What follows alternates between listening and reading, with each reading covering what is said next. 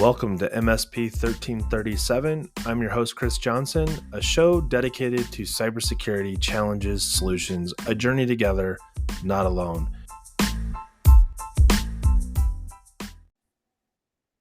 Welcome, everybody, to another episode of MSP 1337. That's right, it is the third Tuesday of the month, and we are doing Fireside Chat with Matt Lee, and this week we are on Control 13, Network Monitoring and Defense. Matt, welcome to the show.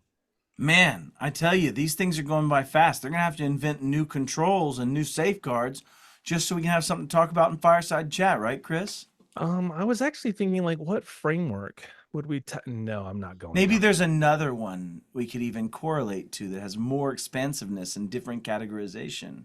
You mean like Nest? No, I was thinking Trustmark. Yeah.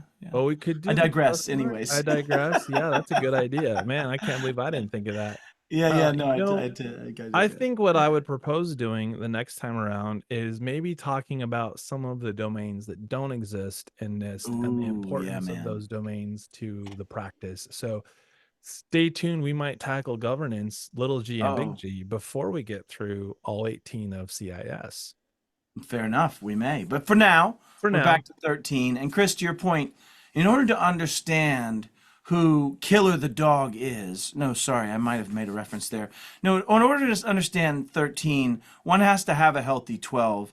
And you're actually going to see that 12 and 13 have this high amount of correlation, right, between each other as far as dependence, like what we're going to be doing, how we're going to be gathering it, the things we're talking about here are going to come into and feed some stuff that was given you in 12 that you weren't prepared for, sure. right? 12.2 says establish and maintain a secure network architecture. What is that? Right. We're going to see some of that in 13. I mean, in that it says, address minimum, segmentation and some other things, but ultimately, we're going to see some of those suggestions build upon 12 with 13, specifically 13.3 and 4 and a few others. But let's get into it, Chris. What would you like to say before we get started? Well, I think before we get started, you brought up the trust mark, and I think it's important to say this, like, there are no IG1 safeguards in this control. And from a capability standpoint, I think this kind of comes through two lenses. One is, okay, yeah, it may not be the easiest of the control domain controls to do. Obviously, it comes later in the set of 18. But one of the things that comes to mind for me is our ecosystem, our world has shifted drastically post-COVID. The traditional network that we would monitor has changed dramatically as far as what is, quote, internal or the enterprise. And so I think it's important as we're going through this to maybe touch on that. Like, hey, this safeguard might not directly apply to you in the same way. And I love saying this to people that go, oh, it's such a legacy safeguard. I'm like, well, it might be a legacy safeguard, It's but how not. would Yeah. you address it if Yes. we take that word legacy out? Assume Yeah. it's not. Because we hear this all Yeah. the time. My favorite one yet today is tied to the wireless network. Like, yeah, we don't have any wireless access points on our network. I'm like, until you do. What happens when that changes? What happens to your organization if that changes? What if it's not up to you to put that wireless access point in and now it's there? Do you just go with, like, yeah, well, we don't have anything in place to handle this new change in our environment, and there's nothing we're going to do about it because that's just too hard? Well, and I think, keeping it, back to the point of not having IG1s, even then, to your point, when we start thinking about an IG2 group like this, and we start saying, okay, it's because we've built 1 through 18 Sure. in IG1, 1 through 12 in IG2, and now here we stand looking at an IG2. And also to your point of this, like the delineation of what is a network, right? When we start thinking about, look at Control 13.1, let's just start it. Well, first, Yeah, let's start where we are. Let's I start think, where we are. yeah, So let's start. what's the overview of this safeguard? It is, or control family, it is to operate processes. And then you look at this, operate is called out. Yeah, and this gets me into a little bit of a diatribe, right? So right. Strategy versus tactics versus operations. Strategy is, what kind of war are we going to fight? Right? Yeah. Is that going to be a war of attrition, some type of strategic war where the strategy is going to be to take out their tactical capabilities and operational capabilities to deliver war without killing more humans, or XYZ? Tactics are going to be which hill, which place supports that, which factory do I take out to take out the, or which oil field, things to that nature, right? Of that. But operations are going to be like, who's the bloke driving the truck towards that hill? Like Right. that's operations. So when they look at this, operate processes, meaning you better be doing this. This needs to be operational and functional, and tooling to establish and maintain comprehensive network monitoring and defense against security threats across the enterprise's network infrastructure, comma space, and user base. And this is where that shift you're talking about becomes so poignant, in that if my user base has shifted outside of my castle and I haven't addressed that shift, then there are some core network decisions that also need to be made. Am I moving to SASE? Am I dealing with things with VPN? How am I going about this in that regard? Well, Anyways, go get off let's my, no, you're this is my great pulpit. because I think this kind of goes into we were talking about, what's my capability, right? And I think most solution providers today probably aren't standing up a SOC in their own MSP. They Yeah, are not likely. probably contracting out to a third party.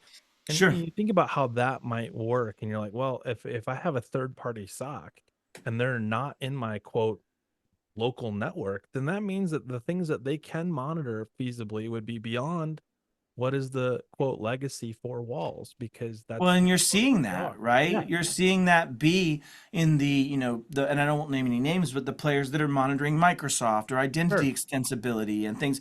And I think, you and I've said this many times, I've been saying this for years, but, I think identity is the new edge. Identity is the new definition of security. But moreover, when we think about this shift, we're moving in my mind from this beeps and boops centric world Yeah. of this went off and there's an anti-malware, there's a malware event, and to that's Matt's machine. Matt has this privilege and access. These are the things, and the identity becomes that extensibility, right? And I Well, think that's the biggest part we should let's focus talk on about is that for a that. minute Yeah. as we get into the safeguards. The first thing that popped into my head when I was going through this control is the responsibility matrix is Yeah. drastically different than what it was in the quote legacy Oh space. yeah. Especially the My shared responsibility yeah, matrix, right? That SRM exact shared concept. responsibility matrix. Where does, and especially in the MSP world, if we service clients, right? So like thinking about, um I've got a SOC, and okay, so it's a third party vendor, and the SOC is monitoring not just me, but it monitors my client. And what does the as we get into like this first one, event alerting 13.1 and Yeah. even 13.2, which is host based intrusion detection, like what happens when these events occur? Who's getting notified? Is it me? Is it my, like, is it someone on my team? Like, there's so many things that popped into my Oh. head when I was going through this. So, like, yeah, walk me through. Let's start with 13.1. Well, 13.1 is also, I want to solve and throw out maybe a little bit of a salacious point here with 13.1. A lot of people say 13.1 says I have to have a SIM, right? It But it doesn't ends quite with, and I'll say. read this to you: centralized security event alerting across enterprise assets for log correlation and analysis. So we'll unpack that in a second. Yeah. Best practice implementation requires the use of a SIM, comma space, which includes vendor dash defined event correlation alerts. Period. Space.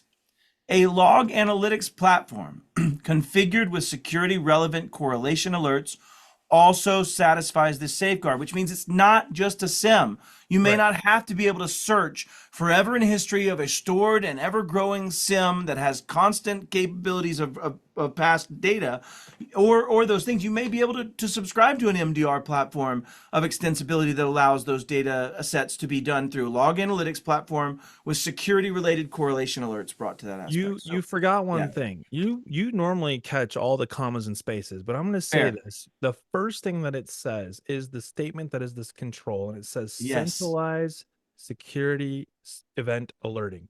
Centralized. Let's go back to privileged access management as an example. We don't say you must have one central repository Yeah, for yeah, yeah. I all love to of repeat your. that. Yeah. So I think it's important to look at that through the lens here too, because it does give you two examples of ways to satisfy this. Yes. And obviously it gives you a best practice. But I think it's important to say, like, but there are things that I may not be able to centralize into just one place. And I think that's really important, especially for MSPs dealing with lots of clients and lots of different environments, is like Yep. as best you can, right? Yeah, With you might have three yeah, central places to be your central exactly. locations. And I think to that extent, they've said that many times before. I love that you bring that back up. Is it is really about, if you're going to centralize, It doesn't all have to be in one place. What I will make an argument against, though, Chris, when it comes to security event alerting, I would make it an argument. It would be very hard to do an effective job of that without one core central point. And I'd Agreed. also go far to say that when you're dealing with centralization of anti-malware or centralization of identity or centralization of access control, all of those have limitations that event and security event alerting Yes. do not, in the sense that event alerting actually can be sent to a common platform in all of those cases as the event, security event being alerted to. This Right. also could be your ticket system potentially when you get to that aspect of it. And I don't mean every event, now I mean incidents, but certainly at the event level, you could have a SOCAS, right? A SOC as a service, an MDR Sure. But platform unpack that that a is little willing to bit. absorb all of those Because things. you just Yes. kind of described several different things. Like, I'll use this as an example. Think about an XDR vendor and their process. I mean, that in some respects is a centralized Yep. location for what is happening on endpoints, in most Yep. cases, endpoints. That And is a network now more centralized, growingly, right? right. You have syslog and other But my extensibilities. point is Yeah. that's a centralized environment, and in a lot of Yep. cases, you see this a lot. That might be the extent of what they have in place. Now, is it best practice per the SIM statement in this control? Probably not. But again, we're not looking for perfection the first time Well, we and I install want the to software. clarify something I'd said so that I don't like make people throw rocks at me. I'm Well, not it's kind of saying your hard. This is on a PSA can become podcast. your SIM. I want to make sure that's not what's taken away from that. What I'm really saying is, let's say I'm hiring a schmack point, and they're going to receive all of my endpoint related data, and I'm going to send them log analysis pieces that they'll pilfer through for the things that matter, and comma space. They are providing log correlation, comma space, and analysis, whether that be through human method measures, SIM, or through log analytics platforms that are looking at these things for those patterns or TTPs or whatever it may be, IOCs to that nature.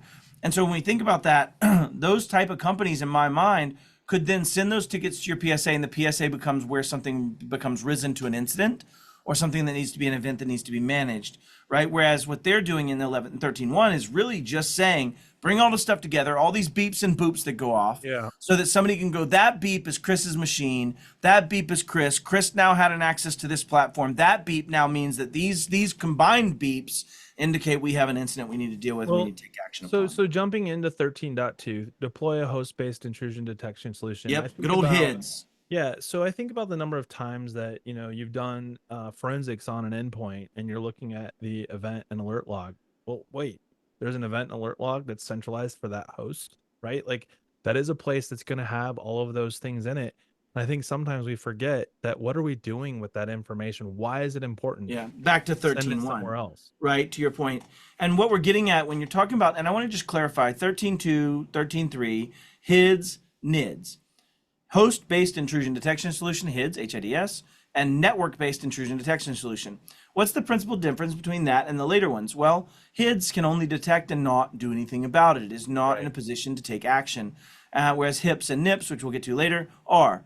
But to your point, when 13.2 goes beep and says we found something, or 13.3 goes beep and says I found something, it has to go to 13.1 where something can correlate and analyze those beeps and boops.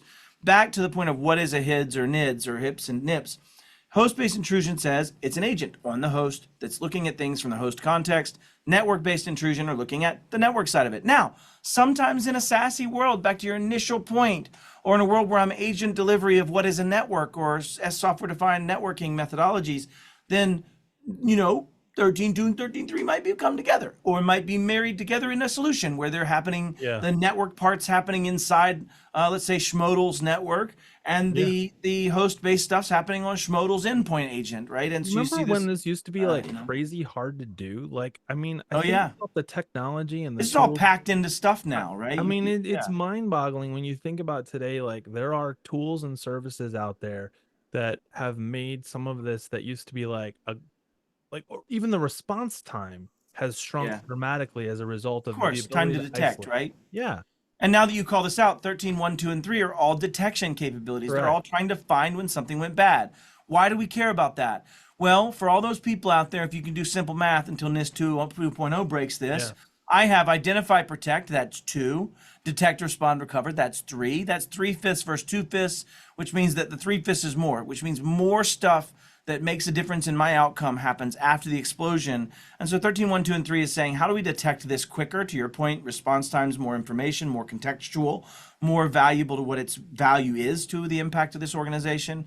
And then we get into 13.4, which is sounds simple, sounds like it should be already addressed, and is part of what would be ascribed in 12.2. But it says not only do we have segmentation, now we're actually looking at what Chris's network segment's trying to do to poor old victim Matt's network segment, right? I'm painting you as the bad guy, Chris, in this I particular have to example. say on this one, this is one that I've seen a lot in the years that I've done, network assessments where I've looked for, vulnerabilities, and it's looking at a VLAN segment and you're like, this VLAN can talk to all the VLANs. Actually, the first three Yeah. VLANs I looked at talked to all the Or they've VLANs. done it back only at the layer 3 switch, so that any of their filtering can't happen because it's just actually making the router the It's layer 3, right? that is a Yeah, perfect example of it. yeah. And you're like, do you guys, I mean, I get that you understand how the topology works, but did you understand how the The security part? intention of Yes. this. And this is a protect safeguard, right? This is protect network. Why? Because if I land in this magic honeypot that is Chris's terrible security posture on his machine, I don't want that to necessarily pivot and permeate into other segments. And I want there to be capabilities of network intrusion detection between those two segments that say, hey, this Chris guy just got super shady all of a sudden. And we're seeing some traffic happen that says it's shady. Let's block that. And hopefully you limit my access and what I can do across those network segments so that I'm limited in what I can do. To summarize, I think what you're talking about in the threat actor space is they've moved laterally. Yes, thank you. I would want to limit lateral movement That's as a right. definition. Thank you. Yes. So 13.4 is saying filter between them, and that can get into your DLP. That can get into a lot of other things that you could now be filtering for between those, especially if you have packet inspection capabilities, all kinds of stuff that's really fancy at that level that can do kind of checking what's happening there. Right. 13.5, manage access control for remote assets. Like, hey, maybe manage access control for assets remotely connecting to the network. Determine the amount of access based on, hold on, guys and gals, up-to-date anti-malware software being installed. Configuration compliance with secure configuration process that does include not running a Plex server out of date on a home asset that you're connecting into my network I that doesn't feel have some anti-malware, that's running foreshadowing. Windows XP, right? Like I'm losing my crap here, but Did this actually happen? I think this is oh, a by this real fake thing. company called Schmastpass, right? That was Right. out there I've heard about. And so when you get into this, these are basic concepts. This is an IG2, but still, it's saying if you're letting people touch your data, and this goes back to your point, Chris, it is NATA. What is a network? And I like to say what Phyllis Lee has said many years ago, which is your user's network, your Yeah. company's network ends where your user's Keyboard fingertips fingers. lands. Yeah. And that's the point here is when you're talking about that network, it now needs to include those other places where I'm at home. And that means that as I'm getting into access data, that means I'm coming in remote as a remote access. And therefore I need to look at these things like, do I have any malware? Am I encrypted? Do I have my OS up to date? Am I meeting compliance policies? Those things that are mattering. And you can see that to your point earlier, these things never existed before. I had to buy a separate tool to this from Duo for device health. I can do this with Microsoft Conditional Access now for a lot of So things. Yeah, anyways. so before we move into the next group of safeguards, which are now would be the IG3s, I think it's really interesting to look at where we've gotten to. And 13.5 kind of highlights some of that when we talk about remote control for remote or managed access control. Access control. Where have we heard that before? I We heard it at the end of 3, right? And then we heard it again in 5 and And 6. and I'm glad you brought this up. This is a new type of access control being brought up. Can Exactly. you name what it is? Because we've done our back, and we've gone down that path. What would this be? It starts with an A and ends with back. A I'm back. What is A back? ARP. Nope, it is attribute-based asset control. And the point is that we're now starting to say, what's some of those attributes? Access Like, is point, anti-malware up to which date? is Is configuration compliance held? sure. Is this in its configuration process? Does it have an insured operating system up to date? Those are all parameters or attributes that then now when I'm doing access control, I'm saying, yeah, that's Chris. And yes, Yeah. he's coming in from a company device, fine. But is it healthy? Those are attributes, right? Well, And company device just think attributes. about Yeah. taking that a little bit further. Remember when detecting an asset could identify things like, ooh, that's coming from a Chrome browser, Yeah. period. Today Yeah. it can identify that it's Edge or Chrome or fill in the blank. One can identify. Right. right? And Right. to your point, it can usually only see user agent string in context. But when you add in an agent, or when Yeah. you're adding in these type of capabilities of saying, Especially if they're hey, authenticated. yeah, totally. Well, think about where this would be applied in a VPN land. You in the past would have used like a Shmuo agent, like this fictitious company Shmuo, and that Yeah. Shmuo agent would have then done some health attribution as part of its authentication Because it's flow, but essentially really like also scanning authorization. for does it meet the requirements before we move on. And I think this is really important because I think, to some extent, we can see how this safeguard actually could have lived elsewhere, right? Like It could have. it's not that but it should live here. Like But it I'm needed starting. maturity first. You Yes, needed 4.1 and 4.x. You needed 100%. 12.1 and 12.x. You needed 10.x as the 1.1s. And so, yeah, good call But out. one of the things that I think we should highlight as we move into the next safeguard is that we go into like, well, this one specifically is it uses the word logs. And Yeah. I think that's an interesting statement because we've been here Like, before. whoa, isn't that 8.9? Right, Isn't right. that 8? Yeah, And I yeah. think it's important to see this here again because it goes back to what we were just talking about in 13.5 when it talks about like ensuring that things are up to date, ensuring that things are compliant. That's one of the great values of collecting logs is you can start seeing some of that data flow in and tell you things that you wouldn't necessarily otherwise know if you're not collecting that information. Yeah, and hopefully in more near real time. And what network Yes. traffic flow, when we're talking about traffic flow, we're really talking about established, because you're getting into 13.6 collect network traffic Yes. flow logs. It's really talking about establishing connections and destruction of connections and what flowed there overall, right? And so net flow or network flow logs are really more net flow session states that talk about what did Matt and Chris do as computers as they talk to each other, Yeah. right? What And was where did being they passed go? And back to and your forth? point, more data.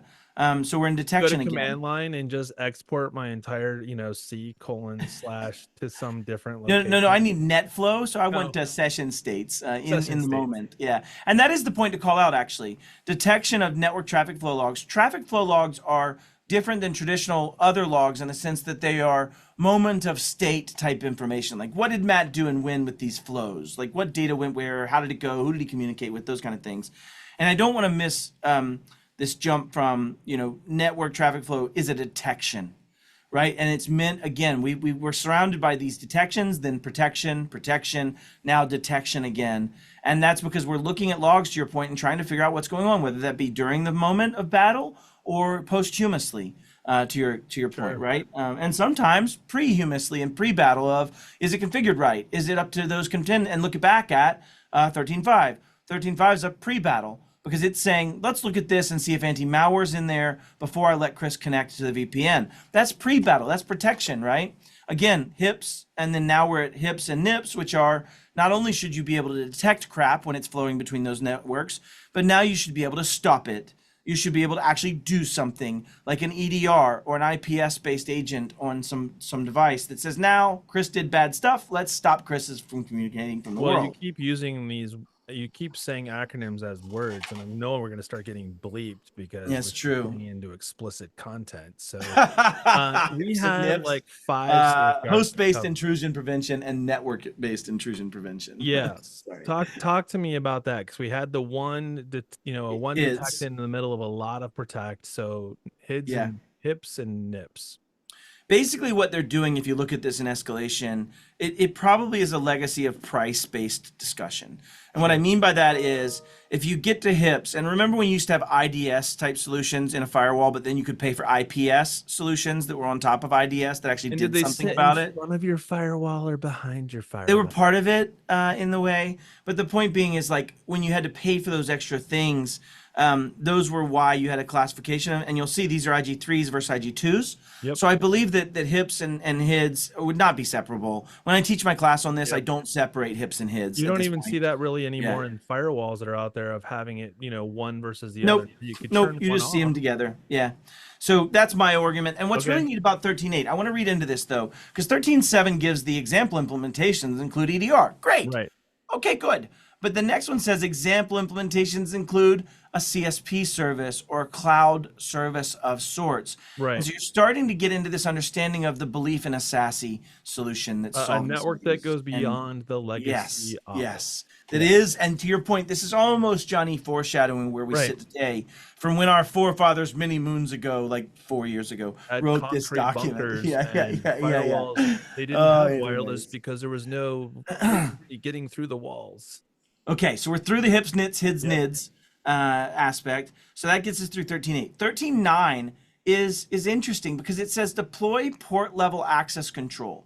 So it's another type of access or another access control applied at a different level. Now saying, and this brings us back to that And traditional network, but could be redefined, we right? To saw your this before, right? Remember when we had the examples around wireless with regards to oh, WPA2 802.1x and WPA2 in and they our were kind earlier of days. blending? Yes, They yes. blended two together. That was like, wait a second, we're talking about wireless. There's a little bit of confusion here, and I think there's a clarification, even though it's unintentional. There's less delineation here. And what I mean by Exactly. this is what we're talking about now in the IEEE infrastructure, identify, authenticate, authorization, and auditing.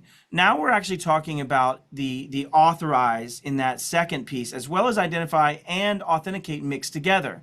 So to your If I was point, to port go back in level, time, Matt, I would yeah, argue control time. I would say that if you added the language that's in this particular control where it says, uh, or similar access control protocols and may yep. incorporate user and or device authentication is actually what would have been nice to see in a previous control domain that had similar language. You're not wrong. Like in 12 and in 5, Yes, and depends like on in extensibilities. yes, Yes. thank you. Agreed. But so port level is just saying when I plug into the hole, does it give me an access right away or do I have to authenticate and say who I am first? And these are things coming down to zero trust, right? We're starting to get into these zero trust principles being applied at this level. What's unfortunate about this is the port level access control assumes that I've got a physical location and a physical And switch and a physical network. And even if you And didn't, let's yeah, look at these through a different lens. I think there's also, to your point earlier about the cost factor that's in here. Like there's a lot of network infrastructure out there that's still current infrastructure that does not support everything that's listed out yeah, here I might even have to do today. radius as an extensibility model or something Exactly. of that And we're nature. Yeah. adding complexities in that I've seen this in environments where they're like, I don't want to go out and buy all new switches. So what we did is we locked the server room, and if you plug into the patch, the port on the wall, you don't get anything because the physical connectedness in the server room has been pulled out of the switch. Yeah. And I think to your point, when we're looking at things of be where you are and start where you are, that's a start. The Exactly. challenge is the intention of this is the change in identity because Agreed. now I could just change that cord to another device that's already been plugged in. But to your point, Well, and it's a not if it's step, physically right? disconnected, but yeah, Yeah. yes. Okay. So to your point, and this gets into a lot of things that we don't necessarily have control over today. It's a difference of zero trust and then trust but verify, Right, right? and And I that think this is is a the shift maturity. here. Is this Yeah. not a maturity process? If we said you can get these right, all of them, all at once, Yeah. each time you go through this, I Yeah. would, and you Slap know me if what? I ever say Yes, that. Yeah. yes, please Slap let me me know hard. if this is Yeah. you. 100%. Yeah, you Okay, know you're not Matt. This is a deep fake. right. Deep fake, Matt, if you're saying those things. Yeah, That's like 100%. all. Oh So yeah, basically 13.9, if you took it into that broader context, it really is identify your user before giving them access to the network. And when you think about SASE, they already kind of do that this way, right? You already have to identify before being able to sign into the SASE network. And that is a form of this. So I just wanted to yeah. codify that port level could be shifted in its definition today. It means traditional port, like you said, in that way, and me authenticating as a device, whether it be through certificates or other methodologies, to validate that I'm me before I'm Agreed. even And able to this access the is a network. maturity, again, a maturity thing. Like, so even in the, if you go outside of what we're talking about in the physical office, think SASE, like think about early on in the detection process, you could say, hey, if your IP addresses are coming from the following locations, in some respects, that's similar to saying, hey, we're unplugging the patch cable from the switch so that Yeah, you like can, prior to a yeah, SASE type yeah. model, sure. You could see things like that. Those are We've steps in that matured in layer those toward that. areas from a Yeah. technology standpoint, I but don't even think with it this, meets it fully, but it meets it in the way we're trying to apply a trust mark, right? It meets it in that statement of can you get better? Do you know the problem? Are you working on the you have problem? to start somewhere. Technology didn't Yep. already always support this when SASE applications came out. We're seeing that evolve, and I think that's what are you doing today? SaaS How versus are you? SASE. I think you and I are getting confused Sure. there Yeah. because Go ahead. SaaS, I mean, software as a service, but SASE, I mean, secure access service edge. And Oh, there I'm gotcha. meaning when I VPN or TLS methodologies into that secure access service edge, that's my new network. And Yeah, those you're are saying examples sassy there. with an Yeah. E, So not a I Y. am. I am. Sorry about that. I'm glad we said That's that there. okay. So we clarified for our audience. Clarification Um, here. Matt has a so lot of all of the sass. sassy references Matt's making are not about being super sassy. They're That's about right. talking about That's secure right. access service edges. Comes with a Um, little sizzle. but then the next piece is 1310. Perform application layer filtering, like actually do application firewalls and application gateways. And when you think about this, this is interesting. If you looked at 1310 in the cloud companion guide, which there's a CIS cloud companion guide you should be Yeah, familiar with, it's actually a very good companion guide. It it actually gives starts a lot of saying context. that when you're talking about application layer filtering, as an MSP that is hosting your own RMM, there's an advocation that you should be doing WAFs or Right. or wireless web application Or WAPs. firewalls, right? And the ability to protect against those firewalls for application layer service. Thanks, my Yeah. dog agrees. She just said so. I just heard her. I think that's Yeah, truth. it's Truth. truth, right? Preaching here. But application layer filtering and having that ability between segments, external segments, internal to applications, external applications. Yeah. 1310 is an IG3 for a reason because it's deep and it does Yeah. require a lot of configuration. Like if you have a website and you don't have a WAF in front of it that's configured to block common WordPress attacks, you're failing here in 1310. That's what it's intended for, is We those types saw a of lot of this. conversations. We saw a lot of this with application as a service, right? Where you're like, oh no, I got this account and I log in and I can do these things and it's just simple and easy, right? Like, and you're like, well, how is it being protected? Like, oh no, it's handled by fill in the blank, blank, Booble or whatever vendor it was, and you don't have to do anything with it, right? Like, but that's not how it like. I digress. I mean, okay, we could go down a rabbit hole with this one. So we have one safeguard left. This is the one that I think is Oh, perhaps one of the biggest stumbling blocks but it's in the also space. probably one where when you're paying a SOCAS provider or an Okay. MDR, they're getting Yep. paid to do this for you. I think you're right. It's hard to So do on your own. and in fairness, I think there are things that if you implement them and don't tune immediately, the thresholds for tuning is going to get a sprawl that becomes Yeah. very difficult to rein back in. Yeah. What we're getting So at here is 1311 says tune security event alerting thresholds. This is what's called establishing a clipping level, this might right? be the shortest safeguard there is in It the is. entire And they really should be framework. more. Damn it. Right. This is too short. What we're really getting to is establishing what's called a clipping level. And a clipping level says, okay, if Matt Lee wakes up and types in his password wrong 3 times before he gets it right the 4th time every day, then why would we alert when it's that second time typed in wrong as somebody attacking his machine? Perhaps it might make more sense to set the alerting level to when Matt has reached that 4th time that is congruent with his day-to-day activities. Now, I'm not getting that granular on all of these things, Yeah, and I would argue there's a but different problem with that particular example, but yes, I get your point. true story. It's probably the efficacy challenge of my That's password right. typing. But the second point being, you have to set clipping levels or else you're wasting your time on superfluous crap. And in the same breath, if you ignore so many things that you write off as superfluous, you miss the things that were actually real in that event. And so it's all about the fine sweet spot of where is this is just noise to holy shit, this is something, and that level where that happens. Well, and you're using the clipping from an audio analogy for those No, of no, you. no. It's a term from the ISC squared Oh, okay. material that is talking about clipping levels Well, because in then this you gave me exact the audio, context. the Yeah. noise, and I'm like, oh, clipping, noise. Okay, so like Same way too, though. Same concept. let's Yeah. follow audio for a second, because if I was thinking about running sound and I think about like this is where when you talk about tuning, we're talking about putting gates and compression on here, right? So that we don't have to hear noise. So that we don't have to have the distortion that would come from. But what was noise and what was that artist's really cool raspy voice in the bottom? Or Okay. right? Okay. That's Fair. genuinely the challenge of this. And Yes. I think that's where the balance of this is really hard because you're trying to make that perfect spot where you're capturing just the audio subject you want, Right. but also clipping out the crap that's just going to annoy your people to The pager train in the fatigue. background. So Well, let in me throw pager this. fatigue, Yes. right? That's the So, real challenge here. 20 alerts that Matt's have been yeah. compromised to the one that really was real. It's Boy Who Cried Wolf and pager Yeah, we fatigue saw that too. with like Yeah. the duo push the Hmm. button overload, like keep sending it until finally you say yes. So I think along those lines is something interesting that comes to And mind. a clipping level on this would say after number 7, you Yeah. just turn off the user. They're being attacked. Right. Those are clipping levels, right? To So I that point. started thinking about that and I'm like, well, this kind of gets into policy, process, and procedure around Doesn't this it though? because I think there's And actually, feedback loops, engineering level feedback loops of am I right? and to your point about the, the fourth or fifth time with Matt Lee, having trouble with his password, do we get into sanctions? Like, do we just say, look, True this story. is Maybe, this is Matt perhaps. Lee, and we need to put a sanction on that because every time he does this, he's potentially putting in. I digress, but like you get the idea here. Like as we've gone through this, one of the things that we really haven't highlighted or talked about is the importance of the policy, the process, and people even that make this work. Like you don't Yep. just tune an alert just because you're You're just not like, tuning an bro, alert. hit that auto tune button, right? This Right, isn't how this works. Like, right. Like, hey, we're pitch correcting we're here not and we'll be Acon fine. here. Yes. Yeah. Matt, we have butchered completely. No.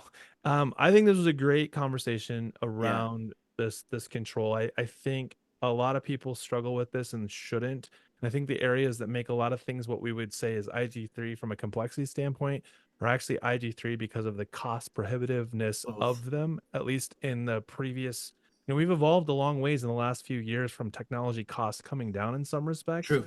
So that some of these that are in here that, And even, complexities are normalizing, right? Think about it. yeah, And we both have to go, but think about how much you're seeing the same type of SaaS software. You're seeing the same type of sure. network access, the same identity providers. You're seeing a normalization that's making scale. And I guess my big takeaway of 13 is most of 13 is something you partner with someone for. Absolutely. I was going to say Yep. the same thing. If you haven't partnered with somebody and you are struggling with this control, that's because you have not partnered with somebody Yeah, to that's help fair. you with Or this if you think you're control. doing well at this one, you might be up for an Think again. episodes of like of what is it, the bar rescue or whatever. Yes, Like, I would say go back in time and start again. I would argue that if you are doing well with controls 1 through 6, potentially 1 through 7 in CIS, then you have a great foundation in yeah, place. it's fair. These And controls should 12. not be complicated to process, even though they may be complicated from a, I just can't do this. I don't have the money. Oh, wait, because you haven't partnered with somebody to help you pull this off. Amen. All Well, right, that's a great man. way to close it. Peace out. Thank you, everybody. Have a great week.